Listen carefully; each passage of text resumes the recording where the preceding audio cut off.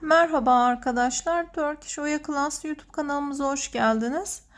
Bu videomuzda mekik oyasından bir modelimizin yapılışını anlatmaya çalışacağız. Örneğimiz şöyle iki renkli olarak yapacağımız bir örnek. Oldukça zarif duran bir örnek çalışması. Örneğimizin yapım aşamasına geçmeden önce şemamıza bir göz atalım. Evet, örneğimizi şöyle açıklayabiliriz. Örneğimize bu noktadan başlıyoruz yapmaya. Burada bu noktada başlangıç noktamızda her iki ipimizi ve alt ip olarak kullanacağımız ipi toplamda 3 tane ipin uçlarını birbirine bağlayacağız. Daha sonra önce bu bölümü yapıyoruz. 7 ilmek, 7 ilmek ve ortada bir tane pimpirik bulunmaktadır. Bu A bölümünü yaptıktan sonra bu noktada örneğimizi çeviriyoruz, iplerimizi de çeviriyoruz ve diğer renk ipimize devam ediyoruz. Burada 5 tane ilmek yaparak toplamda 5 tane pimpirik yapacağız. Aralarda ikişer ilmeklerimiz bulunmaktadır. 5 ilmek daha yaparak bu bölümü de bitiriyoruz. Evet, burada tekrar örneğimizi çevireceğiz ve iplerimizi de değiştireceğiz.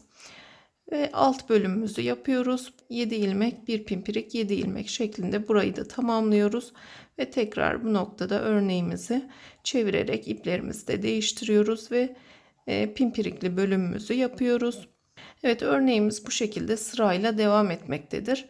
İlmek sayılarını aynı şekilde yapacağız. Toplamda şöyle 5 tane yaprak oluşturduktan sonra en son noktada tekrar alt bölümümüzü yapıyoruz. 7 ilmek, 1 pimpirik, 7 ilmek şeklinde. Bu bölümü yaparken 7 tane ilmeğimizi yapıyoruz ve burada pimpiriğimizi oluştururken önceden yaptığımız bu diğer pimpiriklerimizin hepsini tığımızda toplayarak içerisine birleştirme yapıyoruz ve buradaki pimpiriğimizin boyutunu da ayarlayarak örneğimize devam ediyoruz. 7 ilmek daha yapıyoruz ve bu şekilde bu bölümü de tamamlamış oluyoruz. Tekrar örneğimizi çeviriyoruz ve iplerimizi de değiştirerek burada 2 tane ilmek yaparak örneğimizi bu noktada tamamlamış oluyoruz. Örneğimizin yapılış sırası harflerle belirtilmektedir ve ilmek sayılarımız da yine belirtilmektedir resim üzerinde. Ve ayrıca şöyle açıklama bölümümüzde yer almaktadır alt bölümde. Evet, şimdi örneğimizi yapalım. Evet, iki tane rengimizi kullanacağız ve bu rengimizi de alt ip olarak kullanacağız.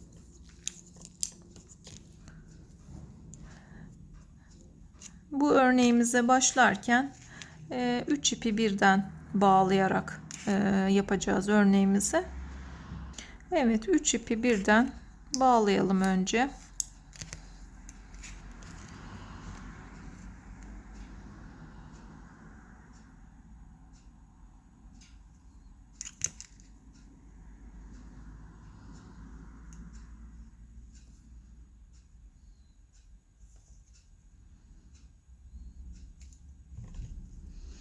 İyicene sıkıştıralım düğümümüzü. Ve bu ucunu kesip yakalım. Evet, bu ipimizi öreceğiz. Buradaki ipimizi de alt ip olarak kullanacağız. İpimizi parmağımıza saralım. Evet, bu şekilde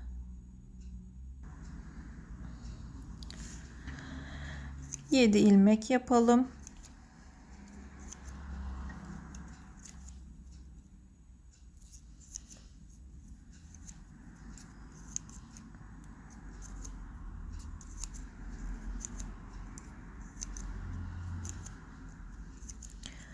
Yedi tane ilmeğimizi yaptık.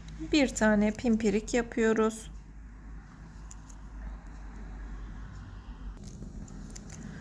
Ve ilmeklerimizi tamamlayalım.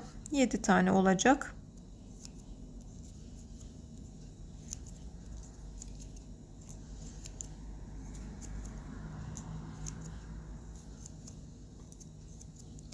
Evet, bu şekilde 7 tane ilmeğimizi tamamladık ve burada ipimizi bırakarak ikinci ipimizi alıyoruz.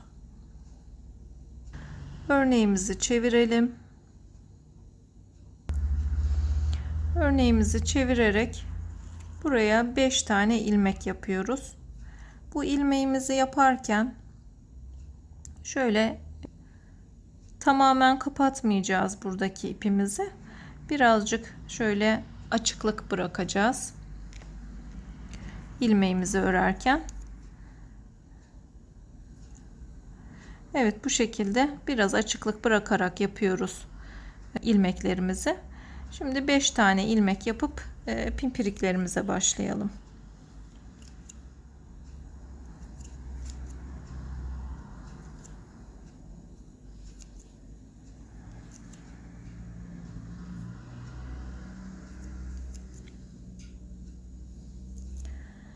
Beş tane ilmeğimizi yaptık.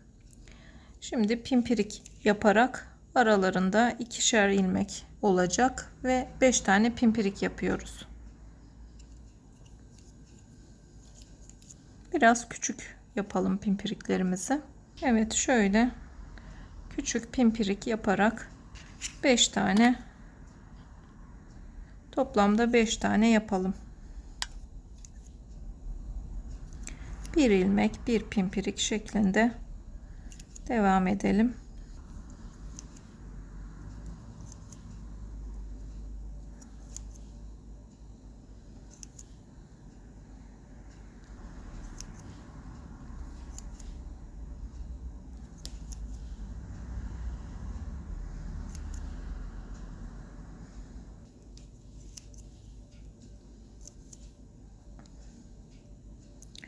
Son pimpiriğimizi de yapalım.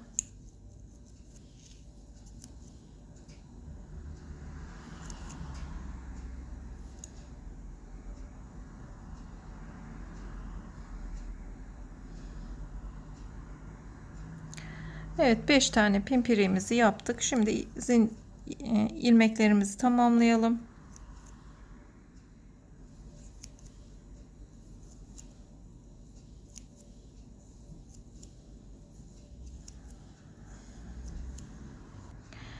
Örneğimizi burada tekrar çeviriyoruz. Bu ipimizi bırakarak diğer mekiğimize devam ediyoruz. Evet, burada tekrar 7 ilmek, bir pimpirik, 7 ilmek şeklinde yapacağız örneğimizi. Burada bu ipimizde bu şekilde bir açıklık bırakmayacağız. Tamamen birleştiriyoruz. Arada boşluk olmayacak.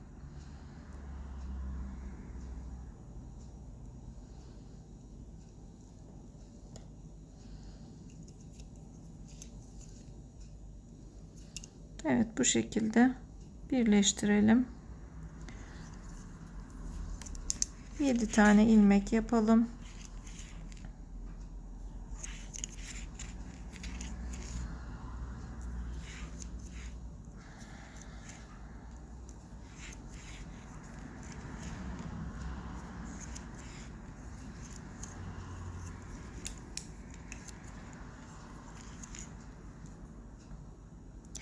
Burada tekrar pimpirik yapıyoruz.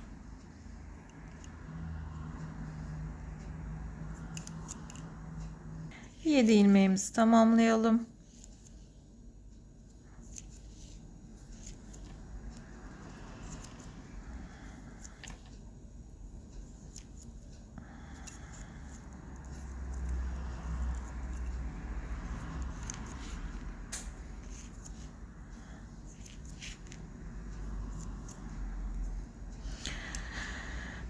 Örneğimizi burada tekrar çeviriyoruz ve iplerimizi de değiştiriyoruz. Tekrar pembe ipimize devam ediyoruz. Yine bu ipimizi de yaparken arasında bu şekilde bir açıklık bırakacağız. Şu şekilde bir açıklık kalacak arada. 5 tane ilmek yapalım.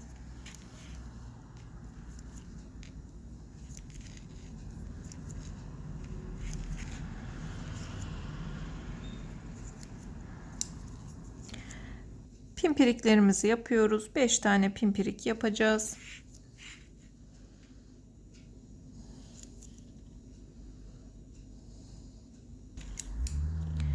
Bir tane ilmek, bir tane pimpirik yapalım.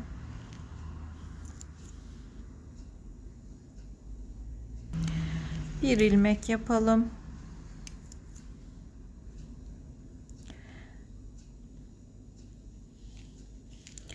Tekrar pimpirik yapıyoruz.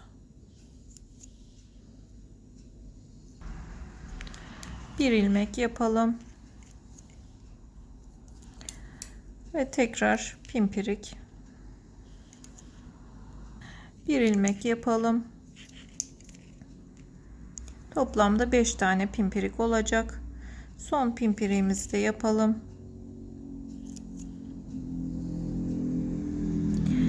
Ve 5 tane ilmeğimizi tamamlayalım.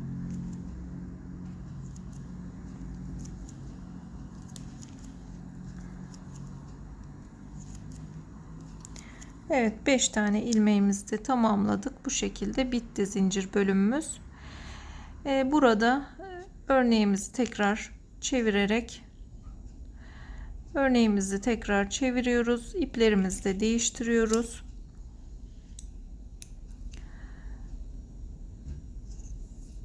Yedi ilmek, bir pimpirik, 7 ilmek şeklinde tamamlayacağız beyaz bölümümüzü.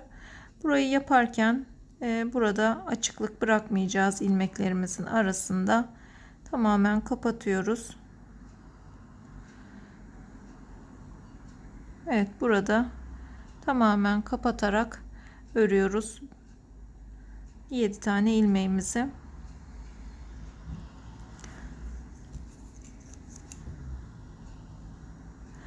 Evet, 7 ilmeğe tamamlayalım burayı.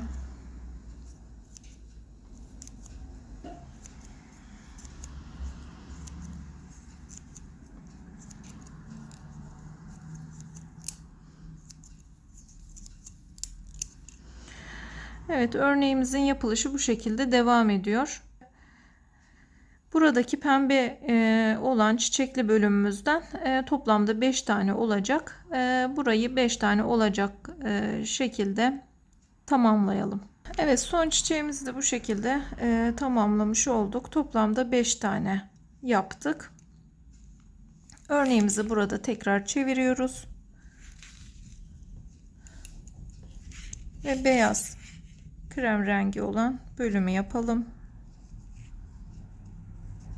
7 tane ilmek yapıyoruz.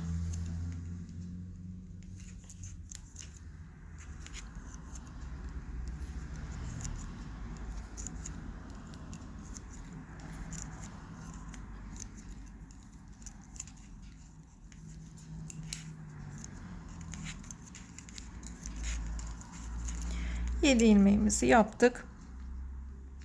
Burada pimpiriğimizi yaparken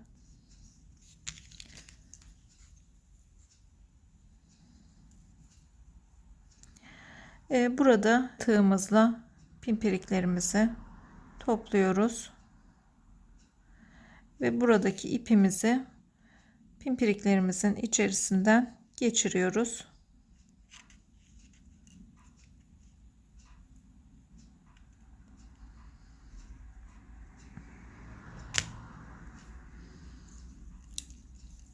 Mekiğimizi de bu ipimizin içerisinden geçirerek birleştiriyoruz pimpiriklerimizi ve aynı zamanda buradaki ipimizle pimpiriğimizi yapacağız. Ona göre boyunu ayarlıyoruz. Bu şekilde topladık. Bütün pimpiriklerimizi bu şekilde topladık. Evet, pimpirik boyutumuzu da ayarlayarak pimpiriğimizi yapabiliriz şimdi. Bu şekilde ayarlıyoruz boyutunu.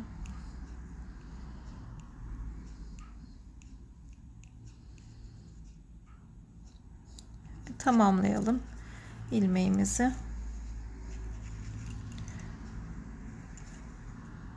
Burada yine 7 tane ilmeğimiz vardı.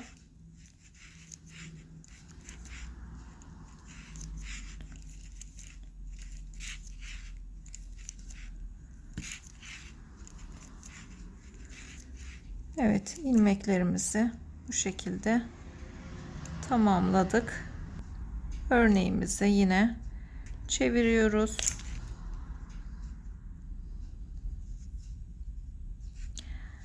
Ve buradaki krem ipimizi de alarak alt ipimizle beraber bu ipimizin üzerine de yapacağız ilmeğimizi. En son ilmeğimizi şu şekilde buraya iki ipimizin, birisi alt ipimiz, birisi de mekiğimizdeki ip, ikisinin de üzerine şu şekilde bir ilmek yaparak tamamlıyoruz son bölümü. İlmeğimizi tamamlayalım.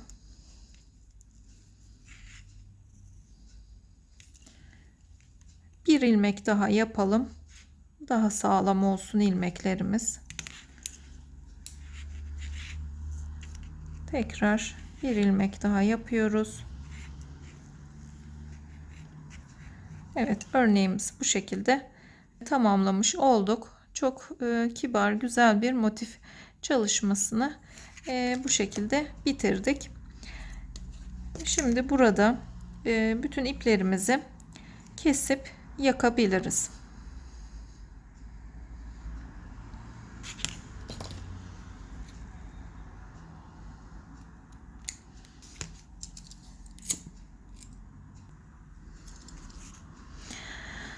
Evet, örneğimizi bu şekilde tamamladık. Buradaki pimpiriklerimizden istediğimiz oyaların üzerinde kullanabiliriz.